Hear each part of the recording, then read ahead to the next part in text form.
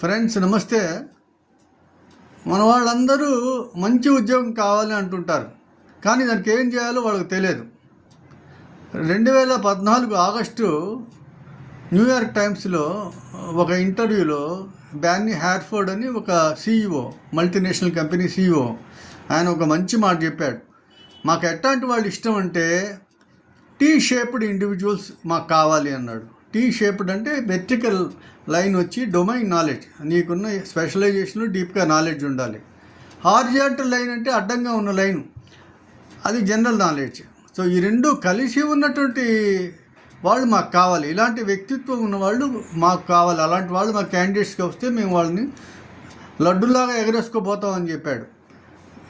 ఇప్పుడు నిజానికి కూడా ఇప్పుడు అందరూ కూడా మల్టీ డిసిప్లినరీ అప్రోచ్ గురించి మాట్లాడుతున్నారు.